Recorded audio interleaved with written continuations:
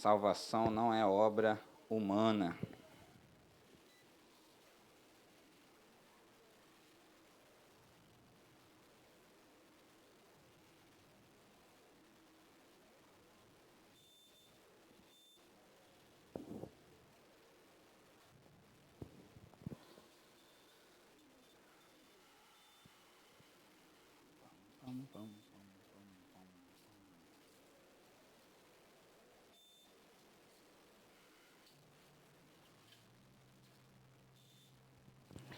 Vamos orar? Senhor Deus e Pai, vemos agora a Tua presença, mesmo te agradecer por mais um dia estarmos na Tua casa para aprender mais de Ti. Pai, em nome de Jesus, Senhor, venha a estar, Pai, em nome de Jesus, nesse momento, Pai, entronizando, Pai, neste lugar, Pai, que o Senhor, a Tua presença seja notável, Pai, que possamos falar, Pai, segundo o Teu querer, segundo os Teus oráculos, Pai, em nome de Jesus, possamos receber, Pai, aquilo que o Senhor separou nessa manhã, Pai, para as nossas vidas, Pai, em nome de Jesus, abre o nosso entendimento, Pai, abre os nossos corações para a Tua palavra, Pai, para o Teu ensino, em nome de Jesus, Pai, traga em segurança aqueles que ainda estão vindo, Pai, possamos ter uma manhã, Pai, uma tarde, uma noite na Tua presença, Pai, em nome de Jesus. Muito obrigado pela vida de cada um que está aqui, Pai.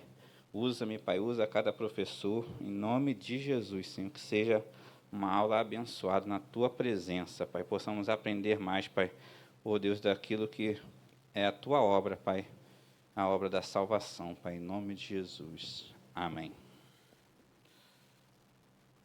Então, lição 11, a salvação não é obra humana. O texto áureo diz assim: não pelas obras de justiça que houvéssemos feito, mas segundo a sua misericórdia, nos salvou pela lavagem da regeneração e da renovação do Espírito Santo. Tito 3, 5. Verdade prática: a salvação é um ato da graça soberana de Deus pelo mérito de Jesus Cristo e não vem das obras humanas. Amém? Vamos em Efésios capítulo 2, vamos ler na nossa tradução.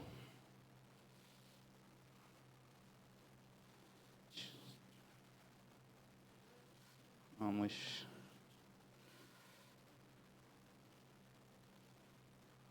ler de acordo com aquilo que a gente está acostumado, até por ser um texto que conhecemos bem, né? Às vezes lemos em outra tradução, bate a uma coisa diferente, né? Mesmo dizendo a mesma coisa. Mas vamos ler na nossa, porque é um texto que a gente está bastante acostumado aí. Efésios capítulo 2, versículo 1.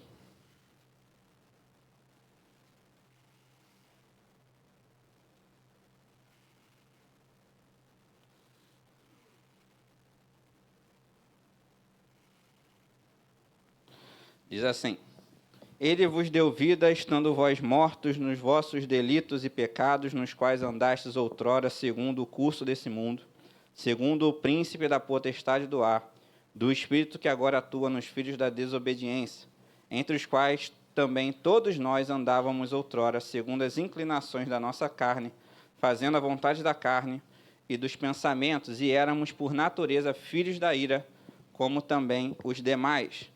Mas Deus, sendo rico em misericórdia, por causa do grande amor com que nos amou, e estando nós mortos em nossos delitos, nos deu vida juntamente com Cristo. Pela graça sois salvos, e juntamente com Ele nos ressuscitou, e nos fez assentar nos lugares celestiais em Cristo Jesus, para mostrar nos séculos vindouros a suprema riqueza da sua graça, em bondade para conosco em Cristo Jesus, porque pela graça sois salvos, mediante a fé, e isso não vem de vós, é dom de Deus, não de obras para que ninguém se glorie, pois somos feitura dele, criados em Cristo Jesus para boas obras, as quais Deus, de antemão, preparou para que andássemos nelas. Amém? Vou comentar um pouco aqui sobre esse texto. O plano de fundo desta epístola, especialmente desta passagem, é o desafio enfrentado pelas primeiras comunidades cristãs com a influência dos judaizantes. Estes ensinavam que, além da fé em Cristo, os gentios deveriam seguir a lei do Antigo Testamento. Como resposta, o apóstolo Paulo afirma com clareza que a salvação, tanto para judeus quanto para gentios, é pela graça, mediante a fé, e não depende de qualquer mérito humano ou obras anteriores. Amém?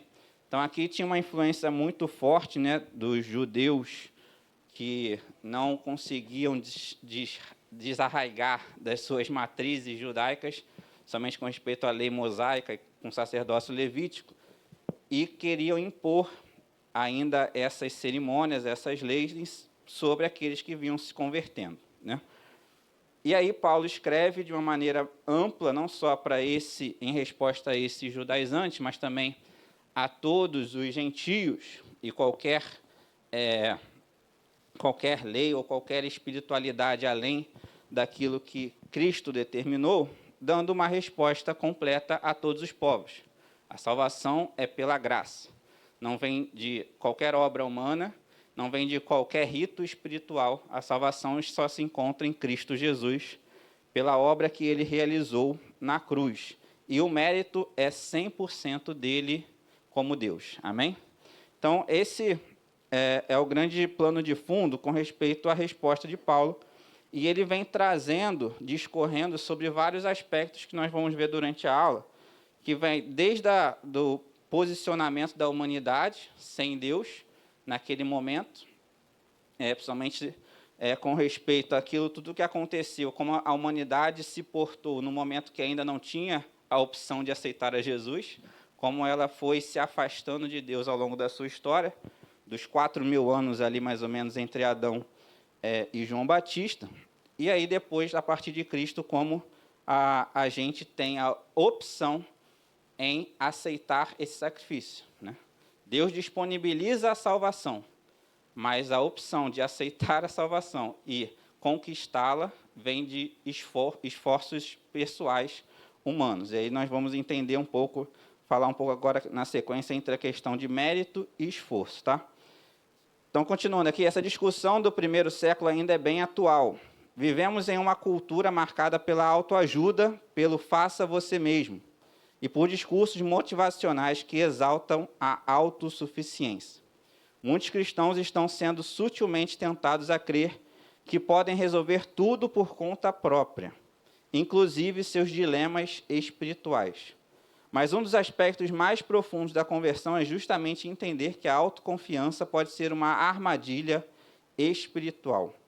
Somos chamados a depender inteiramente de Deus, tanto para sermos salvos pela fé em Jesus, quanto para perseverarmos como nascidos de novo, vivificados com Cristo. Amém? Então, esses discursos de autoajuda, de autossuficiência, de como nós podemos em nós mesmos superar os nossos problemas, para o cristão não serve, né? Eles podem ter algum aspecto psicológico, algum aspecto que consiga fazer com que os seres humanos consigam superar questões pontuais da sua vida, mas no contexto geral da vida, e no contexto daquilo que Deus preparou para nós, a autoajuda, a autossuficiência não serve em nada para a vida cristã. Amém, irmãos? E aí, a partir disso, nós temos visto um movimento, né, principalmente aí nesses últimos anos, muito grande, com respeito a esse tipo de discurso, né? Homens que sobem no púlpito e muitas das vezes fazem discursos que não citam nem um versículo da Bíblia, né? Então, tem a coragem, entre aspas, de subir num púlpito de uma igreja e falar apenas sobre as experiências pessoais, sobre como vencer na vida, como conquistar as coisas sem ter nenhuma base bíblica. Amém? E aí isso começa a complicar um pouco aquilo que aqueles cristãos, né, aqueles crentes que estão, a princípio, recebendo essa palavra, como eles se posicionam na sua vida. Deus nos chamou para dependermos dele. Isso nada tem a ver com os nossos esforços e com a nossa responsabilidade de fazer o nosso melhor em cada coisa, né? Quando Paulo fala sobre trabalho, ele fala, faça ao homem como se fosse para Deus, né? Então, o fazer está em nós, né? Agora, a questão da confiança e da suficiência, a gente precisa colocá-la em Deus, né? Nosso entendimento é que, fazendo o nosso melhor, andando segundo os oráculos de Deus, Deus vem e se manifesta e faz em nós o seu querer, e aí muda quadros, muda circunstâncias, abre portas, fecha portas e etc. Amém, irmãos? Esse é o nosso Deus. Inspirado pelo Espírito Santo, Paulo também destaca que nosso passado de pecado não é digno de glória ou conquista, mas sim de arrependimento. Naturalmente, o ser humano segue os impulsos da carne, suas paixões e seu próprio entendimento limitado sobre Deus, isso quando sequer reconhece sua existência. Porém, quando a luz da verdade nos alcança e compreendemos a gravidade da nossa condição herdada de Adão, somos impactados pelo amor de Deus. Um amor indescritível e imerecido que se manifesta na cruz de Cristo.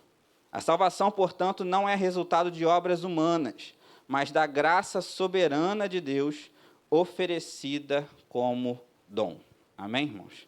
Então, Paulo ele traz, primeiro, ele coloca esse aspecto, né, sobre a condição do homem sem Deus, como o homem afastado de Deus, vivendo segundo as suas vontades, os seus desejos, as suas paixões. E aí depois ele traz a verdade do Evangelho, que a salvação vem de Deus, né? E aí, a continuidade, a parte final também desse texto também é muito importante, tá? Continuando aqui, e aí embasa um pouco do que eu falei sobre mérito e esforço, né? No entanto, Jesus nos apresenta outro verbo essencial para a vida cristã: esforçar-se. Ele mesmo disse, desde os dias de João Batista até agora, o reino dos céus é tomado por esforço, e os que se esforçam se apoderam dele. Estreita é a porta e apertado o caminho que conduz para a vida, e são poucos os que a encontram. Ou seja, embora a salvação seja um dom gratuito de Deus, a vivência e a permanência nesse caminho requerem esforço consciente e contínuo. Esforço para se submeter ao Espírito Santo, para obedecer à palavra e para viver de forma digna do chamado que recebemos. A graça não é passividade, mas capacitação para que em Cristo vivamos uma nova vida. E aí aqui há um ponto crucial que, inclusive, divide muitas coisas na história do cristianismo, né? Então, o que a gente passa a entender, e Paulo explica muito bem, a salvação vem de Deus, mas o cumprimento da salvação em nossas vidas, Jesus mesmo disse que depende também do nosso esforço, em viver uma vida cristã, o esforço de guardar a fé. O pastor Joaquim sempre fala muito sobre isso, guarda a fé, guarda a fé.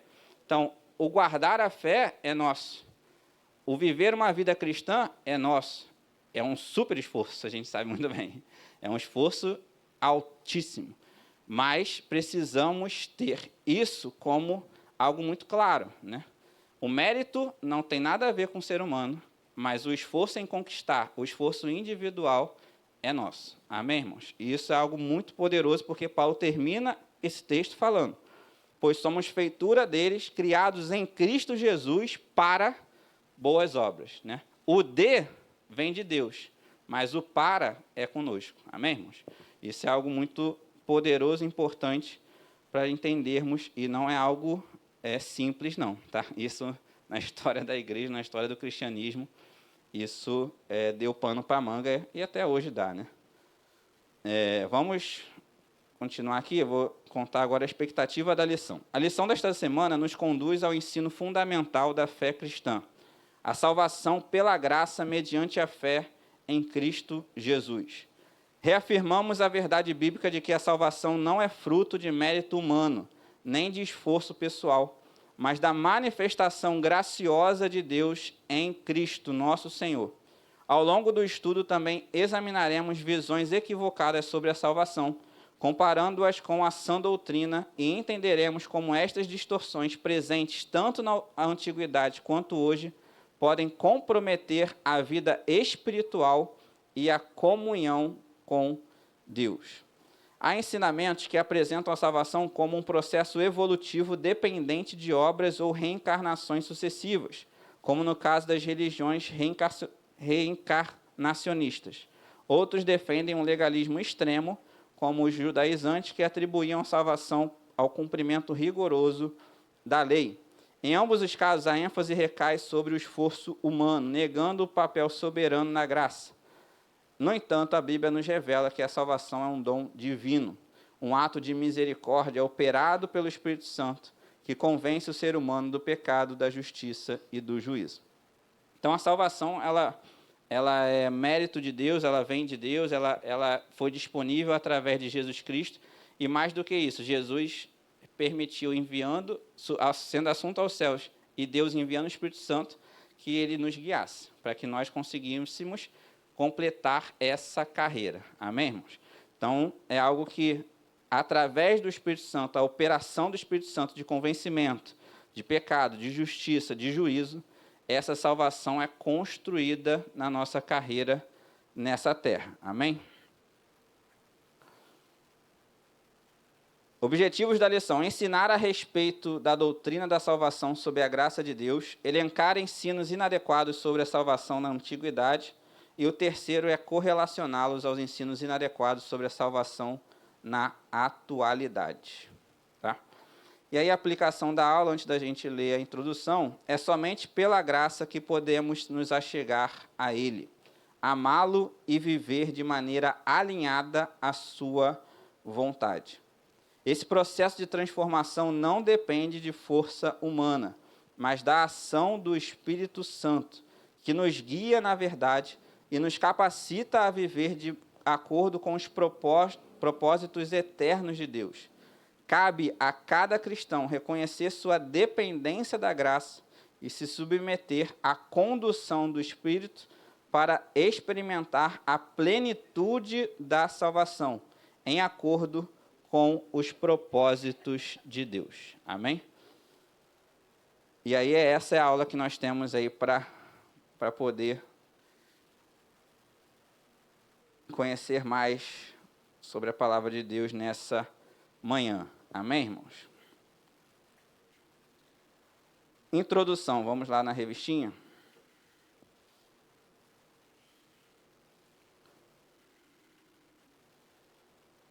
O apóstolo Paulo mostra nessa leitura bíblica em classe o contraste entre o estado espiritual da miséria humana e a restauração à comunhão com Deus. Além disso, deixa claro a impossibilidade de qualquer pessoa angariar a salvação por meio de seu próprio esforço, e até mesmo de desejar a salvação ou sentir a necessidade de Deus, senão por intervenção divina direta por meio do Espírito Santo. Quando nós falamos que a salvação não tem nenhum mérito humano, que não depende de qualquer esforço humano para obtê-la, isso aumenta em muito a nossa responsabilidade como igreja, né? Porque muitos ainda não ouviram sobre Jesus, né? E a mesma oportunidade que a gente tem, né, de ouvir sobre Jesus diariamente, né, para aqueles que buscam, e creio que todos aqui buscam de alguma forma no seu dia a dia, é assim como também vir aos cultos, né, vir aos ensinos, fazer os cursos, a ideia é que todos tenham, né? Todos precisam pelo menos ouvir falar que existe esse caminho, né? Então a nossa responsabilidade como igreja é muito grande quando nós entendemos que não depende de qualquer esforço. Então ninguém é bom, né? Jesus falou, né? Senão Deus. Então a Bíblia vai nos mostrar que a forma de nós alcançarmos a salvação, a eternidade, é o único caminho através de Cristo. Então, a nossa responsabilidade enquanto igreja de anunciar o Evangelho, que foi a última grande frase de Jesus, vamos dizer assim, aos seus apóstolos, a ordenança do Ide, é gigante, né? Porque aqueles que não ouvirem o Evangelho, infelizmente, vão ter que se submeter a um juízo muito diferente daqueles que têm a oportunidade de ouvir, né? A gente, claro, crê, né, que Deus se manifeste, Jesus se manifesta de uma maneira poderosa, em sonhos e outras formas. Tem povos que é difícil até de alcance. Particularmente, a gente foi para Manaus, né, 2 anos atrás, e a gente foi lá numa junta missionária que faz um trabalho lá com os ribeirinhos da Amazônia. E é um trabalho gigantesco. Os caras têm álbuns em álbuns de fotos, de histórias para contar, anos e anos de trabalho, mas eles falaram, a gente não alcançou nem 12% dos ribeirinhos da Amazônia. Tem povos que não tem como chegar de barco, e tem outros que são agressivos, né? Não querem saber de homem nenhum. Então, a gente, às vezes, não tem essa dimensão, né? A dimensão que mais ou menos que a gente poderia ter é quantos rios de Janeiro cabe na Amazônia, né? São Dezenas e dezenas. Imagine se é um esforço para a gente sair da Zona Sul e ir para Santa Cruz, que é dentro da cidade, que é um esforço gigantesco de ir de uma ponta, né, do norte ao sul do Rio de Janeiro. Imagine a distância e de dezenas e dezenas de rios de janeiro dentro de um contexto de selva, né? Então, o que Deus tem para aquelas vidas, muitos morrem lá, naturalmente, né? Se nunca chegou lá, aquelas pessoas não estão vivendo 2000 anos, né? Esperando a mensagem de Cristo, né? De alguma forma, Deus tem um trato especial, acredito eu, com aquelas vidas. Mas aquilo que está ao nosso alcance, aquilo que nós podemos fazer, aquilo que nós podemos agregar ao chamado missionário, nós temos que fazer no nosso dia a dia. E aí o pastor sempre traz muito essa questão, né? Não só na questão de poder falar, mas também poder contribuir, né, naquilo que é possível financeiramente, em oração. Então, a gente tem que realmente ter esse coração desejoso, né, e orando por essas vidas que realmente têm um alcance muito difícil. Mesma coisa, a gente vai falar sobre os países que enfrentam ditaduras que têm sob o seu governo uma religião determinada, e há uma perseguição gigantesca só de falar, se pensar Jesus nesses países, você já está em risco. Então, é algo muito, muito complexo, mas precisamos crer que Deus tem o seu trato especial com essas vidas e fazer aquilo que está ao nosso alcance. Amém, irmãos? Então, essa responsabilidade, uma vez que entendemos que não tem nada a ver com mérito humano, com bondade, com conceito de bondade que o ser humano possa determinar, aumenta e muito a responsabilidade da igreja na face dessa terra. Amém? Primeiro tópico, a salvação sob a graça de Deus. A descrição do estado espiritual humano. O relato da condição pecaminosa da natureza humana confirma a extensão da corrupção do gênero humano, estudado na lição anterior. O apóstolo emprega algumas expressões para reforçar a dura realidade do pecado. Mortos em ofensas e pecados, andar segundo o curso desse mundo, segundo o príncipe da potestade do ar, do espírito que agora opera nos filhos da desobediência. Andávamos nos desejos da nossa carne, éramos por natureza filhos da ira. É uma triste fotografia da raça humana. Vamos continuar aqui nesse ponto 2, depois vem um comentário. Mortos em ofensas e pecados. As expressões "e vos vivificou" e "nos vivificou juntamente com Cristo" revelam a ação do Espírito Santo em favor dos pecadores, que a salvação só é possível mediante a graça de Deus, e sem ela ninguém pode ser salvo. Mas há algo que precisa ser esclarecido. As expressões "mortos em ofensas e pecados" e "mortos em nossas ofensas" não devem ser entendidas literalmente por se tratar de uma metáfora, uma das figuras de linguagem para descrever o estado da queda espiritual.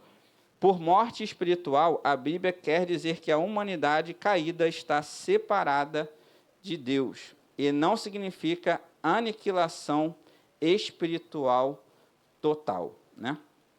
Então, há a opção, há a possibilidade de sermos ressurretos espiritualmente falando. Então, comentário aqui sobre esses dois pontos. A descrição do estado espiritual da humanidade, conforme apresentado nos primeiros versículos de Efésios 2, é profundamente reveladora. O ser humano sem Cristo está espiritualmente morto em ofensas e pecados, uma condição que aponta para a separação completa entre o homem e Deus. Essa morte espiritual não é uma falta moral, mas sim uma alienação da vida de Deus. Vamos lá em Efésios 4, 17.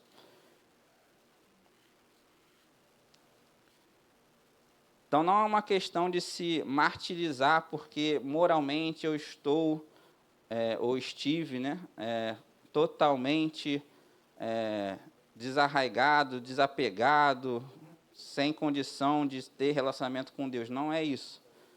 Jesus veio estabelecer esse caminho que em nós era impossível, na humanidade era impossível ser estabelecido. por mérito humano. E aí lá em Efésios 4,17, Paulo vai escrever assim, ó: isso, portanto, digo e no Senhor testifico, que não mais andeis como também andam os gentios, na vaidade dos seus próprios pensamentos. Não nessa vaidade, né? Eu poderia ter feito isso, poderia ter feito aquilo, poderia ser assim, poderia ser assado. Eu sou assim, eu sou assado, eu sou um bom pai, eu sou um bom marido, nunca matei ninguém, nunca roubei, aqueles papos, né? Então, essa vaidade, ela não acrescenta em nada.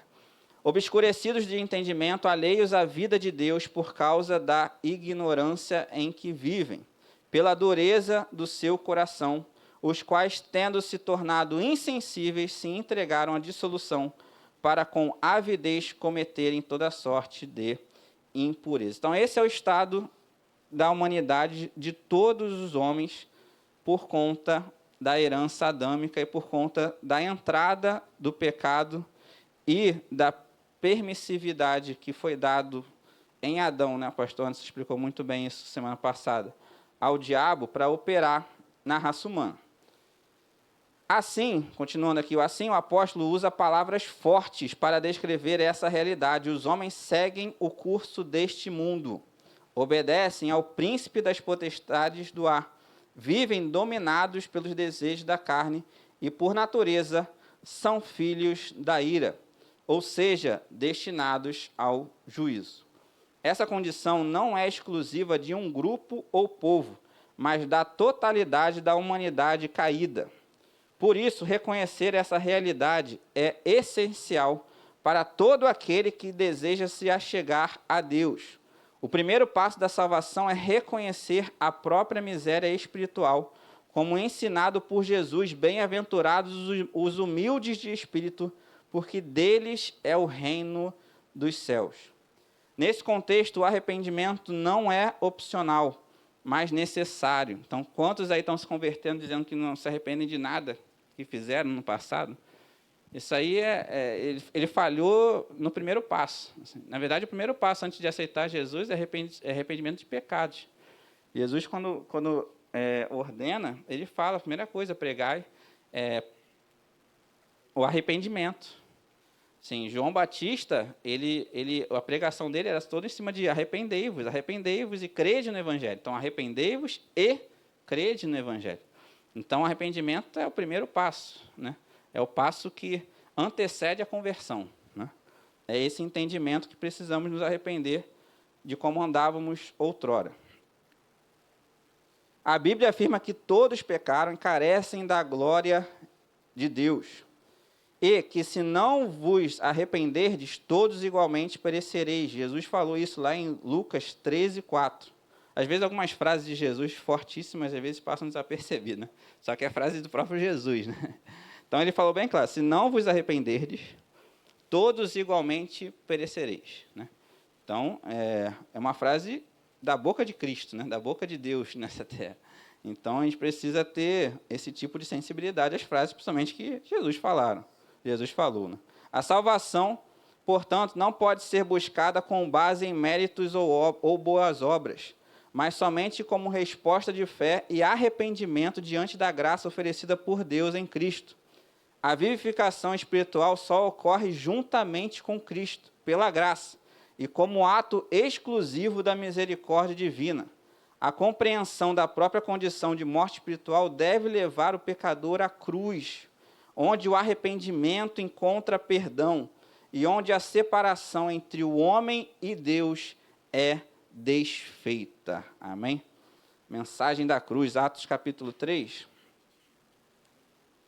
versículo 19 a 22.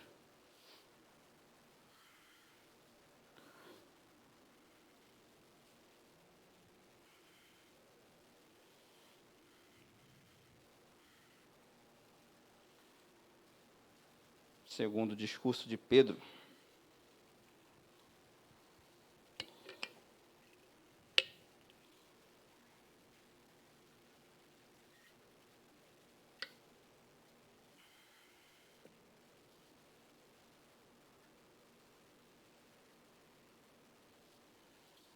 Atos 3, 19 e 20. Vamos ler desde o 18. Mas Deus assim cumpriu o que dantes anunciara por boca de todos os profetas, que o seu Cristo havia de padecer. Arrependei-vos, pois, e convertei-vos para serem cancelados os vossos pecados, e a fim de que da presença do Senhor venham tempos de refrigério, e que envie ele o Cristo, que já vos foi designado, Jesus. Amém? Então, a clareza muito grande acerca desses passos daquilo que é o plano de salvação de Deus, de enviar a Cristo para padecer por nós, e da responsabilidade de tomar a decisão de arrepender e se converter, que Deus espera de cada um dos seres humanos. Amém? Glória a Deus. Vamos agora para o ponto 3 desse tópico.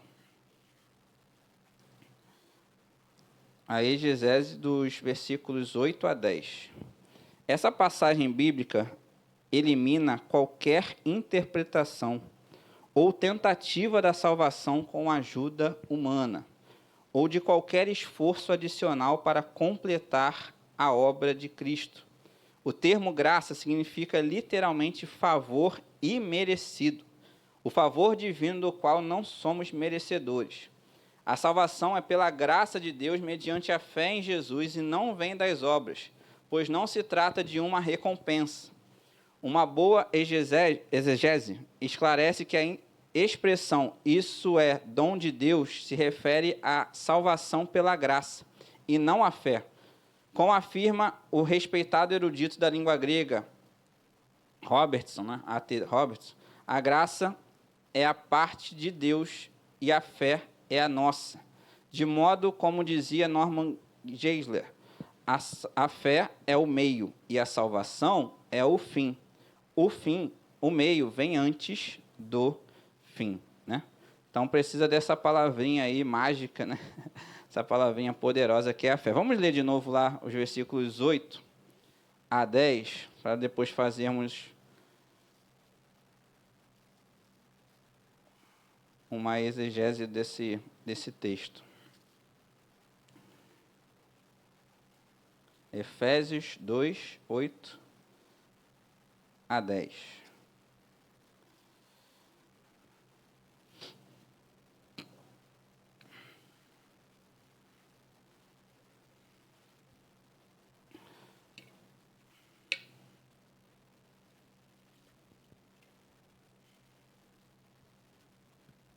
Porque pela graça sois salvos, mediante a fé, e isto não vem de vós, é dom de Deus, não de obras, para que ninguém se glorie, pois somos feitura dele, criados em Cristo Jesus para boas obras, as quais Deus, de antemão, preparou para que andássemos nelas. Amém?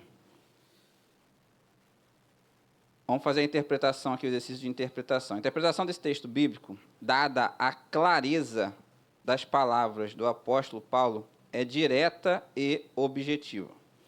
A salvação não é uma obra realizada por nós, mas sim um tesouro oferecido por Deus, do qual a fé se apropria. Amém? Então, não tem nada diferente para se apropriar desse tesouro que Deus oferece do que a fé, né? Sem fé é impossível agradar o coração de Deus, né? Agradar a Deus. Assim como Cristo na cruz não é uma obra a ser repetida, mas um dom revelado nas Escrituras e recebido pela fé. Também a salvação é graça de Deus e não mérito humano. Sendo um dom divino, não há motivo para gloriar-se, mas sim abraçá-lo com fé e viver em confiança, aguardando o dia do Senhor, quando os mortos em Cristo ressuscitarão e os vivos serão transformados para o encontro com o Senhor nos ares, né? Então, a fé é a certeza das coisas que se esperam e a convicção de fatos que se não vê. Nós não vimos Jesus na cruz, né? Mas cremos na palavra, no que está escrito na palavra, e cremos que ele morreu pelos nossos pecados. Amém? Jesus falou, bem-aventurados os que não viram e creram, quando ele responde a Tomé, né? Então, nós não vimos, né? Mas aguardamos, nós cremos e aguardamos, que é justamente a fé, certeza das coisas que se esperam, o dia do Senhor, né? O dia em que os mortos em Cristo ressuscitarão primeiro, os vivos serão transformados para o encontro com o Senhor nos ares e vivermos a boda do Cordeiro, as bodas do Cordeiro. Então, é muito importante ter esse entendimento acerca do poder da fé, né? Como a fé nos capacita a alcançarmos esse tesouro de Deus. Amém? Então, por meio da fé, recebemos o Espírito Santo, que habita em nós e nos capacita, tanto no coração quanto na mente, para praticarmos as boas obras. Essas obras não são a causa da salvação, mas seu fruto, preparadas por Deus para que nelas andássemos, né? Então, as boas obras não salvam o ser humano, mas Deus nos separou e enviou o seu Espírito Santo para que fizéssemos essas boas obras, né? E aqui, lá no original, no grego, são duas palavras diferentes, a que é usada para obras, né, que traduzido para obras no versículo 9 e traduzido também para obras no versículo 10, né? O genitivo, né, o termo, ele vem do mesmo original, né? Também quer dizer obras, né, em inglês o work, né? As palavras são as mesmas na sua origem, mas o termo usado, né, no caso do versículo 9, é ergon, né, que é um genitivo que a tradução é de obras, tá? Então, no grego não tem esse advérbio que vem antes da palavra de, né? Acho que sim, né? Há um tempo que eu não estudo português, mas imagino, a Jéssica está falando, então é. Então, ergon de obras. Então, a salvação não vem de, né? Que quer dizer que nessa frase tem a função de origem da salvação, né? E a ênfase que a salvação não vem das obras. E no caso do versículo 10, aí é usada a palavra ergós, que é um dativo, né? Que aí é para, né? Para obras, né? Finalidade, na função da frase, é uma finalidade da nova criação em Cristo. A ênfase é: fomos salvos para fazer as boas obras. Isso aqui é algo muito poderoso, porque volta na questão do mérito e do esforço, né? Então, o mérito é de Deus, mas exige um esforço para que se cumprir nossas vidas, nosso, de fazermos em Cristo, através do Espírito Santo, as boas obras que Deus preparou para cada um de nós para andarmos nelas. Amém? Então, essa responsabilidade existe quando olhamos para o indivíduo, né? Não existe nenhum mérito como quando olhamos para a disponibilidade que Deus em Cristo operou em termos de salvação, né? Inclusive, a Bíblia vai falar que o desejo de Deus é que todos os homens sejam salvos, né? Mas, quando olhamos individualmente a cada um de nós, precisamos disponibilizar nossas vidas a Deus, né? E vivermos aquilo que Deus tem para nós, para alcançarmos individualmente o nosso lugar nos céus. Amém, irmãos? O reino dos céus é tomado por esforço, né? Jesus que falou isso. Então, vamos agora para o... deixa eu ler aqui um auxílio bibliológico que tem aqui na revista do professor. Muito bonito esse auxílio aqui. Como a morte de Jesus pode trazer o perdão? As Escrituras ensinam que toda a humanidade está manchada e corrompida pelo pecado. tanto por causa do pecado de nosso antepassado Adão, como porque nós mesmos somos todos pecadores. Deus, como o justo juiz, não pode ignorar o pecado e não o fará, uma vez que o pecado viola a sua natureza e traz destruição para o mundo perfeito que ele criou. O Novo Testamento nos fala que a morte de Jesus propiciou o perdão, pelo menos de 3 maneiras. Em primeiro lugar, a morte de Jesus foi um sacrifício pelos nossos pecados. Cristo cumpre o sistema de sacrifícios do Antigo Testamento, sendo, ao mesmo tempo, sumo sacerdote e sacrifício. Em segundo lugar, o Novo Testamento fala sobre a morte de Cristo como uma propiciação pelos nossos pecados. Esta palavra, ilasmos, tem o significado de uma oferta que satisfaz a ira de Deus pelo pecado. Todavia, notavelmente, o próprio Deus fornece esta oferta. Poderoso isso, né? Então, o pecado traz a ira de Deus, e aí, para aplacar essa ira, Deus mesmo ofereceu a oferta pelos nossos pecados. Amém, irmão? É tremendo, né? Quando Jesus morreu na cruz, clamou: Deus meu, por que me desamparaste? Em terceiro lugar, e relacionado aos 2 aspectos já mencionados, a Bíblia fala sobre a morte de Cristo como uma substituição. Jesus não veio para ser servido, mas para servir e dar a sua vida em resgate de muitos. Jesus se deu a si mesmo por nossos pecados para nos livrar do presente século mau. Amém? Lá em Gálatas capítulo 1, versículo 4. Né? Então, o que propicia que a ira de Deus seja aplacada é justamente aquilo que ele ofereceu em Cristo ao próprio Deus, né, encarnado, sem pecado, morrer da forma mais maldita, né, possível, pendurado no madeiro pelos nossos pecados. Amém, irmãos? O sacrifício de Cristo é comovente demais. E quando a gente começa a refletir sobre ele, não tem como não se emocionar, né? Realmente, cada vez que a gente prepara esse tipo de mensagem, né, esse tipo de aula, é demais, né? Traz realmente uma reflexão. E eu creio que também a cada um de nós aqui, a gente precisa sempre refletir, né, lembrar do que Jesus fez por nós. Amém, irmãos? Glória a Deus. Vamos agora ao tópico 2 da lição. Soteriologias inadequadas na antiguidade. Ponto 1. Os reencarnacionistas. Com o termo soteriologia, nos referimos aos diversos ensinos religiosos inadequados sobre a salvação.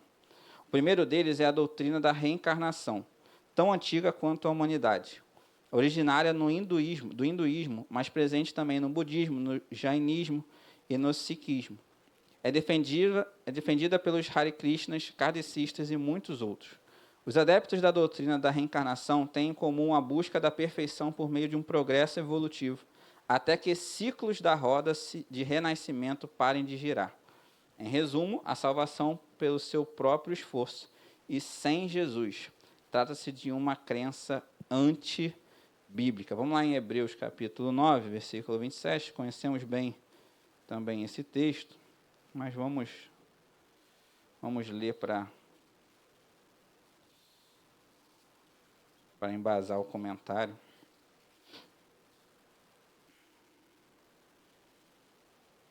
Hebreus 9, 27 e 28.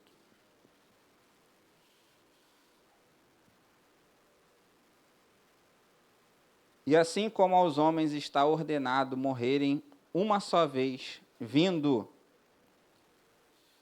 depois disto o juízo, assim também Cristo, tendo se oferecido uma vez para sempre para tirar os pecados de muitos, aparecerá segunda vez sem pecado aos que o aguardam para a salvação. Comentário. A crença na reencarnação contrasta diretamente com a revelação bíblica de que a vida humana é única e que após a morte segue-se o juízo. A Bíblia, de forma objetiva e clara, afirma que não há múltiplas vidas nem oportunidades pós-morte para o aperfeiçoamento. A salvação não vem de um progresso espiritual através de reencarnações, mas é dom de Deus, consumado pela única morte de Cristo na cruz e aplicado àqueles que, em vida, creem no Evangelho. Além disso, a doutrina da reencarnação anula o sacrifício único e suficiente de Jesus, porque ao afirmar que o ser humano pode alcançar a perfeição por conta própria, retira a centralidade de Cristo como Salvador. Essa ideia nega a necessidade do arrependimento, da fé, da graça e da regeneração operada pelo Espírito Santo. O cristão crê que Jesus morreu uma só vez pelos nossos pecados e voltará uma só vez para buscar os que o esperam. Essa é a esperança viva que temos, não em novos ciclos, mas na eternidade por meio de Cristo. Amém? Então, a doutrina da reencarnação é uma doutrina que, até hoje, leva muitos a essa crença, uma crença que é bastante pagã, e tem bastante buracos, pensando de uma maneira bem racional, É difícil pensar que você precisa viver várias vidas e você não tem lembrança da vida anterior, para não cometer o mesmo erro, Então, até de maneira racional, tem muitos buracos também a reencarnação. E também, e o mais importante disso tudo é que tira a responsabilidade sempre da vida atual, Então, se eu posso esperar uma próxima, o que eu vou fazer com essa daqui, Então, a responsabilidade, a gente tem consciência da nossa responsabilidade, Deus colocou em cada um de nós consciência, de certo e errado, para que a gente escolha o certo, Então, no final, a crença na ressurreição, ela é mais fidedigna, até de maneira racional. Mas a gente não tem que ficar apelando para a racionalidade quando for falar com esses religiosos, porque eles têm muito mais conhecimento da doutrina lá deles do que a gente. Que a gente tem que trazer para a nossa fé, Jesus morreu uma única vez e é suficiente. Era o Deus encarnado morrendo pelos imerecidos, Então, a graça vem de Deus, não tem nenhum mérito, nenhum aperfeiçoamento que o ser humano possa alcançar por si próprio para alcançar a salvação e estar num estado perfeito em algum momento da história. Amém, irmãos? Vamos agora para o segundo ponto. Os galacionistas. É o nome dado aos legalistas judaizantes opositores do apóstolo Paulo na província da Galácia.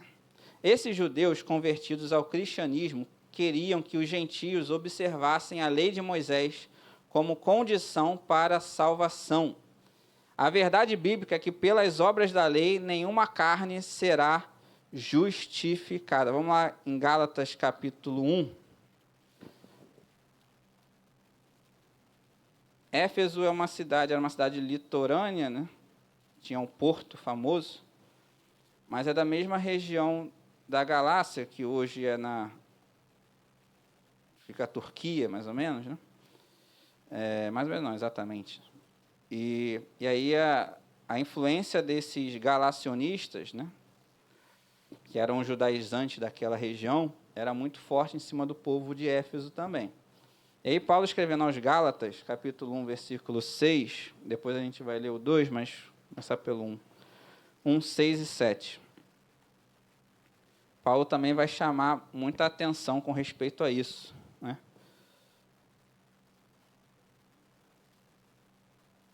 Diz assim: admira-me que estejais passando tão depressa daquele que vos chamou na graça de Cristo para outro evangelho, o qual não é outro, senão que há alguns que vos perturbam e querem perverter o evangelho de Cristo. Aí vamos lá no capítulo 2, versículo 16, aí ele vai dar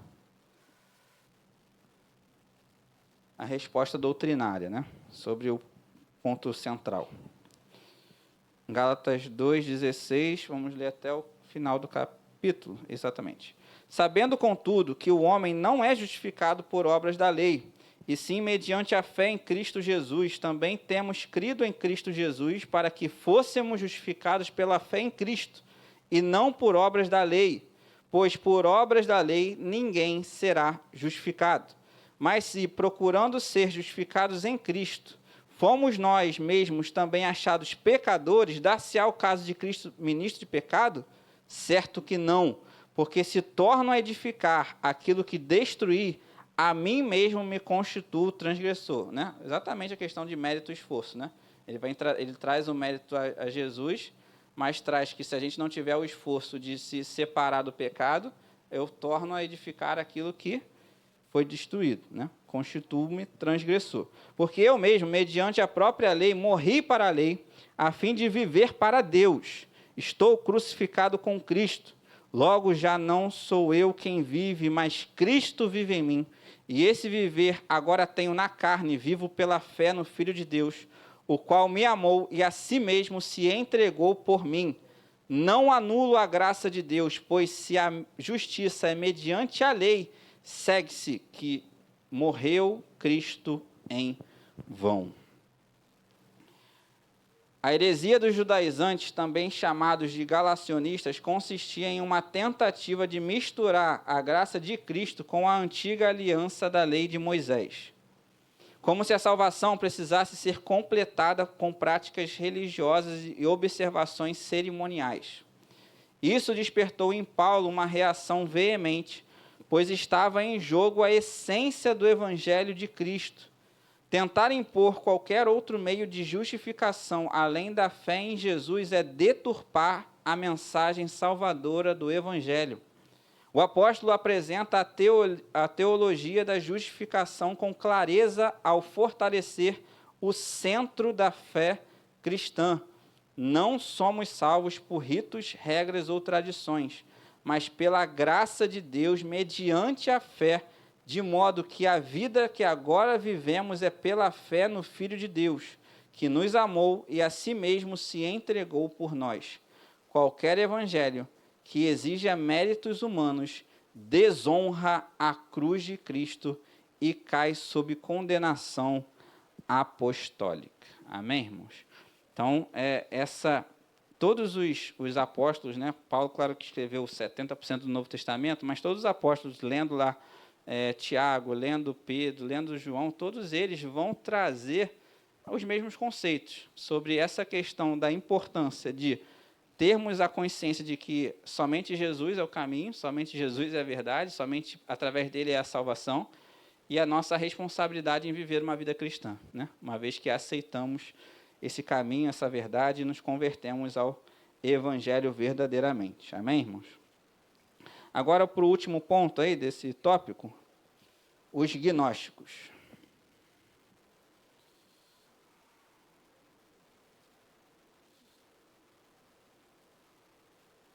Amém. No campo soteriológico, eles apregoavam uma visão dualista do universo, o maniqueísmo. O que é isso?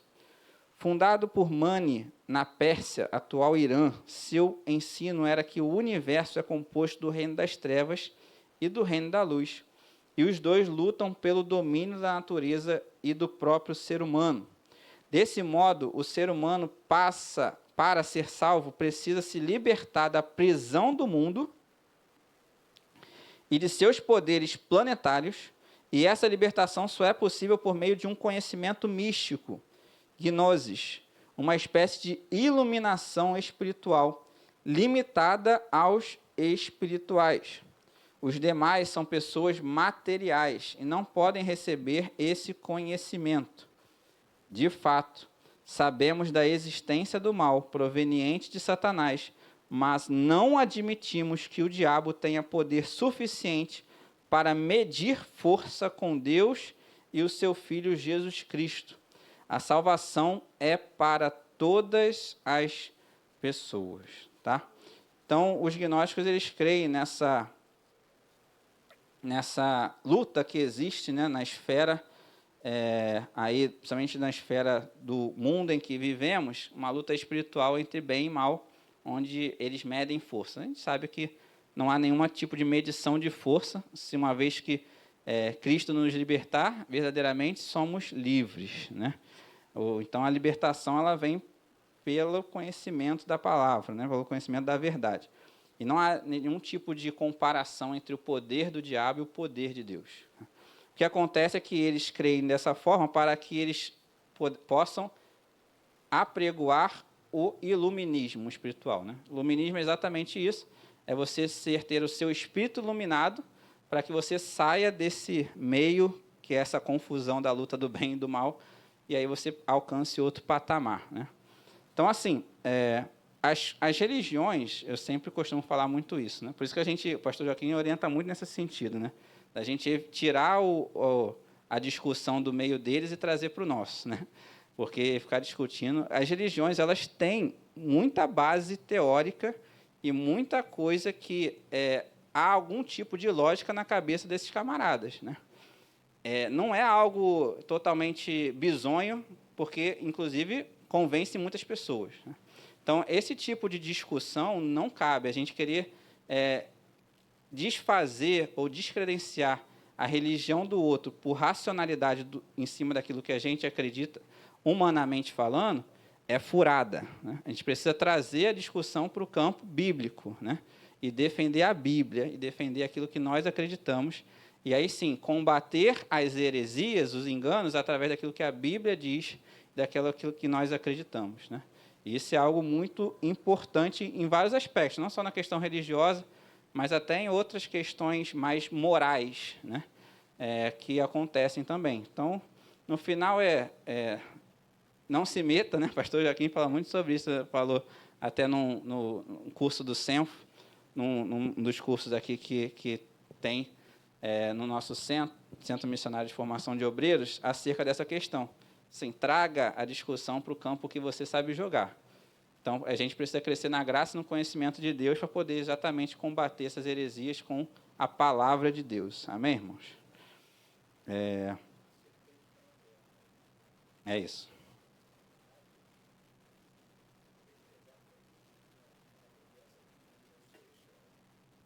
Perfeito.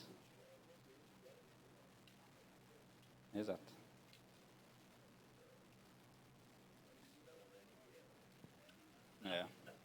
Estava vendo um vídeo de águia outro dia, é bizarro, né? Elas conseguem até matar felinos. Elas têm uma força gigantesca na pata. Ela pega o bicho, leva numa altura absurda e taca. Aí o bicho já cai, já estraçalhada, e aí ela come e leva para os seus filhotes. Mas é isso que o pastor está falando. A águia não é um simbolismo, né, de Deus por acaso, né? Ela tem essa virtude aí que a gente precisa realmente trazer nesse contexto também da discussão aí religiosa. Vamos agora ao tópico 3, o último tópico da aula. As soteriologias inadequadas de hoje. O islamismo. Inclusive, saiu uma série, vejam, uma série bem legal, bem interessante. Claro que tem sempre aquele olhar americano, né? Mas até que eles conseguem criticar os Estados Unidos. Nos Estados Unidos, eles têm muito esse negócio de... São perfeitos, né? E quando eles criam uma série embasada naquilo que eles contam... Mas até que essa criticou legal, principalmente a CIA. Mas sobre o Osama Bin Laden na Netflix, são 3 episódios só. E aí todo o histórico ali, né? De como o Bin Laden, através da Al-Qaeda ali, realmente fez o que fez, né? Ao redor do mundo, principalmente lá no contexto do 11 de setembro, mas como os Estados Unidos encontrou e tal, conta a história desse terrorista aí e da sua morte, né? Bem interessante mesmo. E aí vamos ler aqui sobre o islamismo, depois a gente comenta um pouco sobre esses grupos terroristas. O islamismo, segundo essa religião, e se as boas ações superarem as más, tal pessoa irá para o paraíso. Eles ensinam ainda que Alá não ama os pecadores, mas somente os piedosos. Alá não ama os agressores. Alá não ama nenhum ingrato pecador. Está no Alcorão. Essa é uma das 24 vezes que o Alcorão afirma que Alá não ama os pecadores. Na concepção dos islâmicos, não há necessidade de expiação, logo, não existe salvação como no sistema cristão. A salvação, no contexto deles, é por mérito, pelas obras, mas à luz da Bíblia, o pecador recebe a vida eterna a partir do momento que passa a crer no coração que Deus ressuscitou Jesus dentre os mortos e confessa publicamente o nome de Jesus. Vamos lá em Romanos capítulo 10.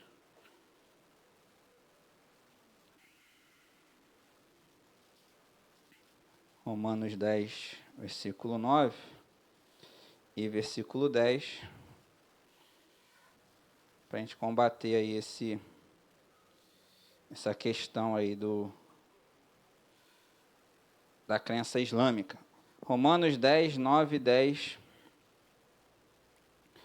versículos 9 e 10 diz assim: Se com a tua boca confessares Jesus como Senhor, e em teu coração creres que Deus o ressuscitou dentre os mortos, serás salvo. Porque com o coração se crê para a justiça, e com a boca se confessa a respeito da salvação. A Bíblia nos revela um Deus que ama o pecador, né? Então, o Alcorão diz que Deus não ama os pecadores, né? No conceito deles do que é ser pecador. E oferece salvação. Então, a Bíblia nos revela um Deus que ama o pecador e oferece salvação mesmo quando ele não merece. A fé e não o esforço pessoal é a porta de entrada da salvação. É por isso que a cruz é escândalo para uns e loucura para outros, porque nela não há mérito humano, apenas graça e amor imerecido. Amém? Então, para eles é um escândalo falar que a salvação vem pela fé em Cristo, né? E aí o Alcorão traz muito dessa questão da separação entre os ímpios, né? Entre os injustos, entre os pecadores e aqueles que são os justos, né? E aí, em cima disso, vem os grupos terroristas, porque eles se entendem como executores de justiça, né? O islamismo, em sua forma radical e extremista, deu origem a alguns dos grupos terroristas mais violentos do mundo contemporâneo. Seus integrantes se veem como executores dos juízos de Alá sobre aqueles que consideram pecadores e ímpios, especialmente os que não creem no Islã ou no profeta Maomé, né? Então, o extremo do islamismo é exatamente a origem dos grupos terroristas que nós temos que, aí, graças a Deus, o Brasil ainda não tem sido um alvo agressor deles, né? Mas eles estão se infiltrando aí, irmãos. Então, cada vez mais, a ideia deles é de dominância mesmo, né? E eles são bastante organizados, né? Então, assim, hoje, para vocês terem uma informação, a maior doação depois tu passa a informação, tem a informação? Não, mas tem uma informação importante, olha só como é que eles são. A maior doação que Harvard recebe é dos árabes. O maior volume de dinheiro que é investido na Universidade de Harvard é dos árabes, né? Então, assim, eles estão investindo, eles estão realmente tomando o Ocidente aos poucos, né? Então, em breve a gente tende a ver algumas coisas aí bastante complicadas.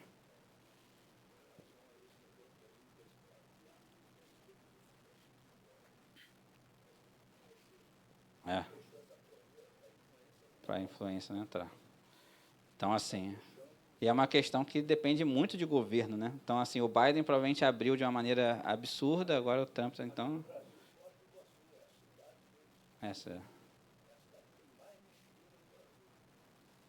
A Lélia, né, tia da Michelle, que é missionária, ela estava fazendo missões lá em Foz do Iguaçu ano passado e ela contou muito isso. Então, é bastante verdade mesmo que esses caras estão realmente se infiltrando de maneira bem forte no Oriente, né?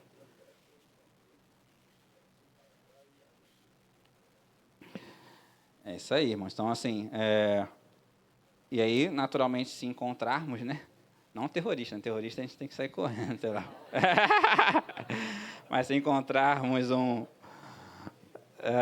se encontrarmos aí um Islã, A gente tem aí agora mais base. É um pouco do que a gente falou no começo, né?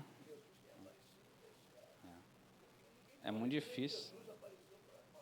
É, exato.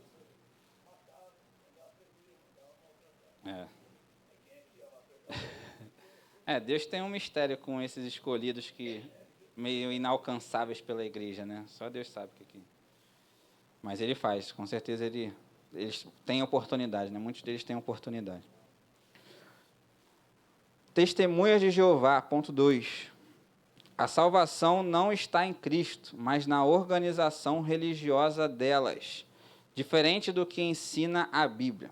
Existem dois grupos de salvo. Um que tem direito ao céu, restrito aos 144 mil, faz uma confusão danada lá com o Apocalipse, né, com os 144 mil judeus de Apocalipse. A classe dos ungidos. Outro grupo, a classe da grande multidão, e a que vai herdar a terra segundo a teologia do movimento.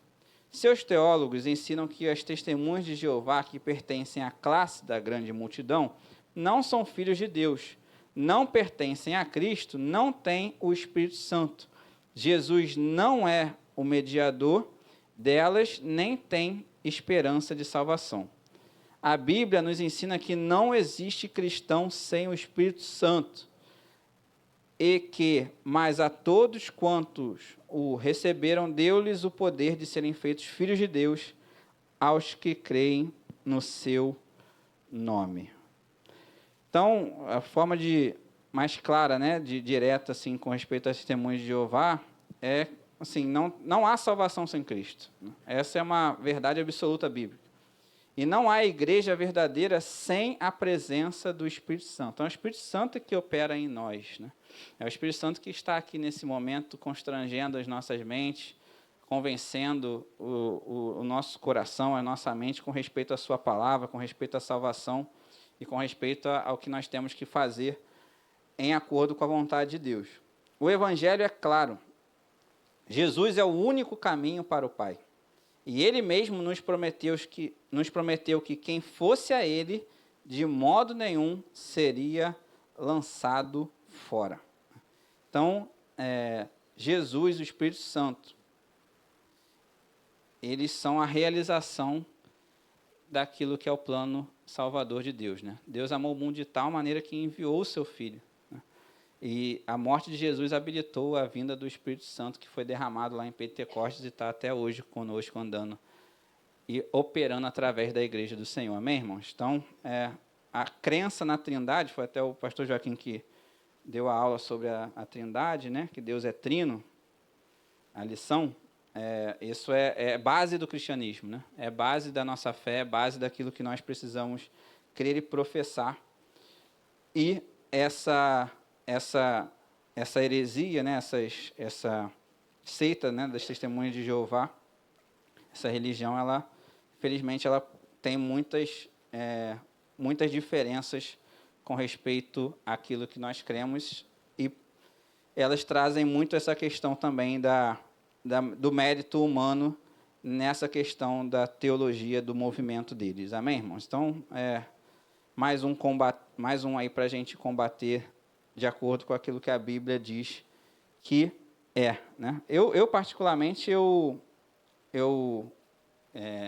entre aspas, discutir, não é discutir, no final de contas, porque é uma discussão, né? Mas sem nenhum tipo de exagero, né? Mas 2 vezes com testemunha de Jeová, foram até... Uma vez foi um pouco mais difícil, né? Que nós de ficar cortando um, cortando o outro, foi até num evangelismo no cemitério, que eles sempre têm os montes deles lá. E uma outra vez foi também uma outra oportunidade, não me lembro exatamente se era um movimento da igreja ou se era uma questão mais do dia a dia. Mas é complicado, irmãos, é complicado porque eles realmente fazem uma lavagem cerebral, mas a gente tenta sempre passar aquilo que o Evangelho diz, aquilo que a Bíblia diz, né? Mas só essa existência, né, de ter uma Bíblia deles, né, uma própria palavra que eles seguem, realmente já, de alguma forma, fecha muito o coração deles, né? com respeito à fé verdadeira. Então, realmente passar a mensagem da cruz e orar para que o Espírito Santo convença, né?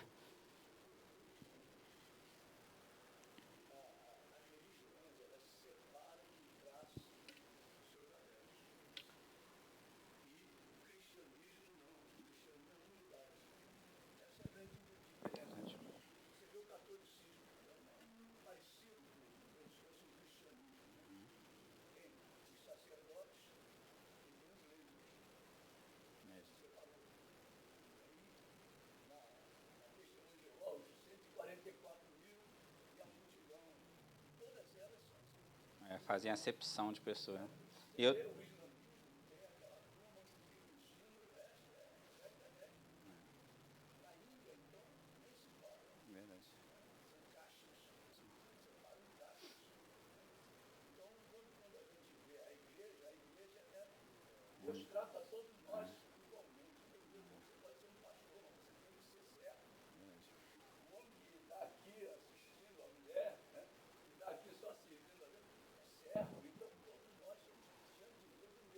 Discípulos de Cristo, verdade.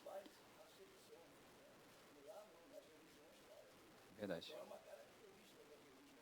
Até para, de alguma forma, manter o povo na rédea, né? Eu tenho evangelizado lá uma colega de trabalho que ela vem de uma família católica, né? O pai dela somente é muito católico, e basicamente ele nunca leu a Bíblia, assim, porque não tem nenhum tipo de incentivo para isso, né? E aí ela até, graças a Deus, completou aí o Novo Testamento nesse ano e ela tem dado muita oportunidade de conversar. Então, no final das contas, quando a gente vê, realmente entra ali na questão mais no detalhe, né, realmente as portas se abrem e, como Paulo diz, né, a gente tem que aproveitar as oportunidades, nós vemos que tem muitas questões que são realmente tratadas de uma maneira muito, entre aspas, condenatória, né? Porque, no final, quando você, de alguma forma, fecha a abertura do conhecimento, né, do entendimento, àqueles que seguem a religião, como o pastor Joaquim falou, principalmente com respeito a esses que não fazem parte da casta superior, você está, de alguma forma, ali realmente limitando e condenando aquela vida, né? Mas a gente entende que, no final das contas, não tem muito como ser diferente disso, porque o diabo ele não é bobo, né? Ele é inteligente, ele é esperto, mas graças a Deus que existe a palavra de Cristo para libertar e o Espírito Santo para convencer, né? Porque a gente sempre tem esse entendimento. Não vamos convencer, não somos nós que convertemos.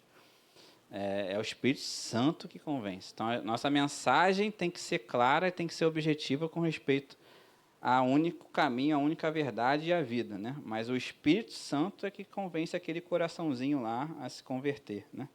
Então, a responsabilidade nossa é de pregar o Evangelho, convidar para vir à igreja, né? E ver o que o Espírito Santo, orar para que o Espírito Santo trabalhe lá, para que as coisas aconteçam. Amém, irmãos? Não é simples, não. Para finalizar, o mormonismo. Os mormons creem numa salvação geral, em que os não-mormons são castigados e depois liberados para a salvação. E numa perspectiva individual, em que a salvação é obtida pela fé em Jesus e pela obediência às leis e às ordenanças, eles consideram obediência às leis e às ordenanças. Eles consideram ordenanças segundo os artigos 3 e 4 das regras de fé. Fé em Jesus, arrependimento, batismo por imersão e imposição de mãos. Mas há outros requisitos. Um deles é aceitar Joseph Smith como porta-voz de Deus. Tal ensino, no entanto, diverge das Escrituras, pois elas nos ensinam que o Senhor Jesus não precisa de co-salvador. A Bíblia ensina que Ele é o único Salvador. A salvação não é por mérito humano. Ninguém pode ser salvo pelas boas obras, mas somente pela graça, mediante a fé. Existe apenas uma salvação, e ela está à disposição de todos os seres humanos. Amém? Vamos lá em Tito. Então, não há acepção de pessoas, né? Em Deus, a salvação está disponível a todos. através da fé, mediante a fé. Tito 3, último versículo aí da nossa lição.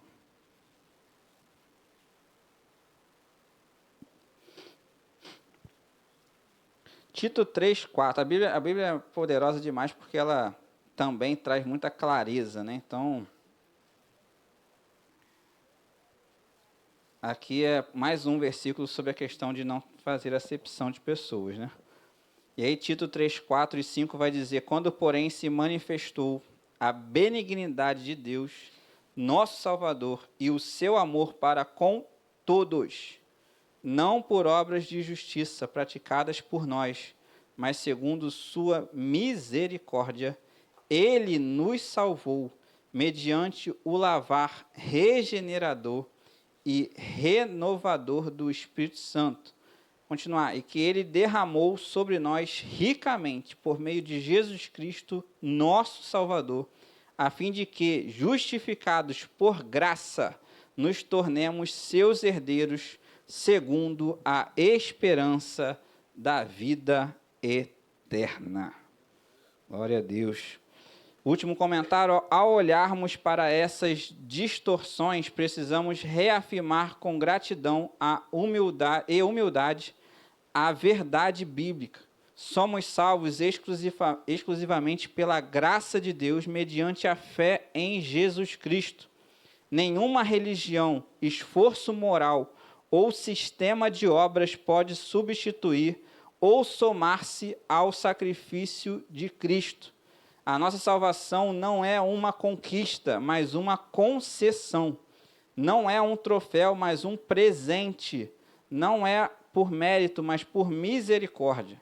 Por isso, a Ele seja toda a glória e que jamais caiamos no erro de tentar melhorar o Evangelho, pois o Evangelho é suficiente, é completo e é eterno.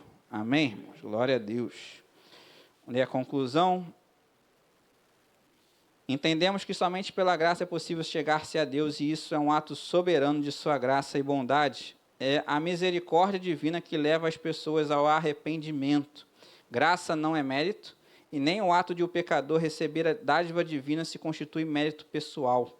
Mas Deus disponibilizou a sua graça para todos os seres humanos, e não para uns poucos escolhidos. A Bíblia ensina que a salvação é para todos. Amém? Glória a Deus. Muito obrigado pela oportunidade. Convidar o pastor Joaquim.